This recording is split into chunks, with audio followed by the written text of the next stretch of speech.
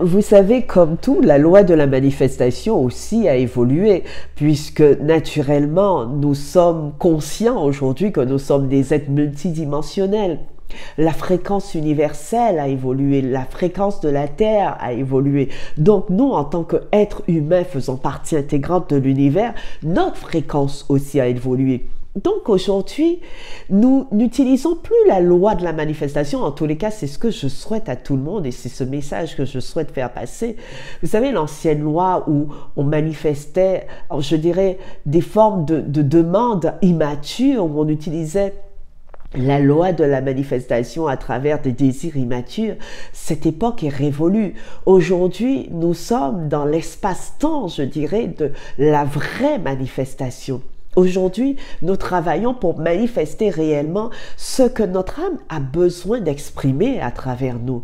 Et lorsque nous exprimons cette vraie manifestation, eh bien, naturellement, cela nous permet de grandir, de prendre de l'expansion, de nous épanouir à travers ce que nous manifestons, parce que la vraie manifestation, c'est pouvoir grandir à travers ce que nous demandons, c'est de pouvoir nous éveiller à travers ce que nous demandons, c'est de pouvoir nous épanouir à travers ce que nous demandons, tandis que dans l'ancienne loi, dans le stade 1 de la loi de la manifestation, les gens faisaient des demandes, obtenaient effectivement ce qu'ils voulaient, mais ils se rendaient compte que malgré tout, il y avait un manque d'épanouissement, qu'il n'y avait pas cette joie intérieure qui s'exprimait à l'extérieur de soi en se disant « Waouh, j'ai grandi, waouh !»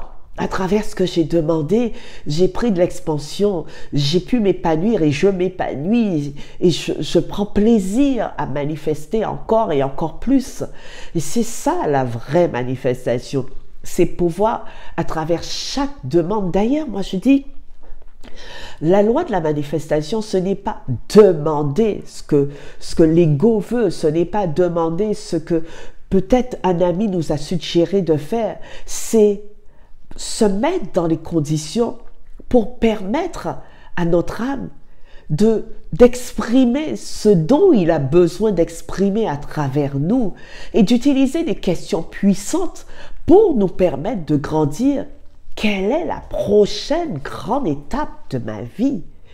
Qui dois-je devenir pour manifester la plus grande version de moi-même? Qu'est-ce que mon âme essaie de faire naître à travers moi? C'est ces messages, c'est ces questions puissantes que nous devons utiliser dans ce nouveau paradigme de manifestation pour manifester réellement ce que cette graine qui est en nous a besoin de nous fournir comme arbre. Voilà, donc la première base de la manifestation, c'est qu'est-ce qui essaie d'émerger à travers moi? Qu'est-ce qui a besoin de naître à travers moi? Mon âme, qu'est-ce que tu essaies de me transmettre comme information? Qui veux-tu que je devienne?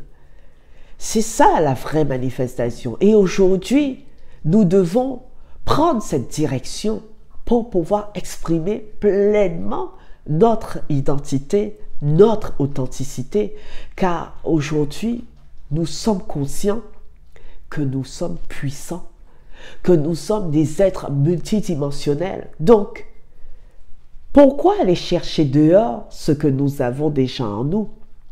En chacun de nous, il y a une graine qui aspire à émerger, à prendre de l'expansion, à grandir et nous permettre en même temps de grandir, de prendre de l'expansion et nous permettre d'atteindre l'épanouissement personnel, l'épanouissement, l'éveil. Donc, quelle est la prochaine grande étape de votre vie?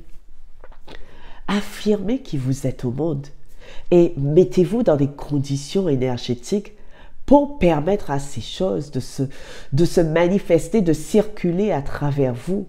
Laissez la vie s'exprimer à travers vous et ne soyez pas en mode « je suis en réaction ». Au contraire, je suis prêt et je navigue en fonction de ce qui arrive dans ma vie, tout simplement.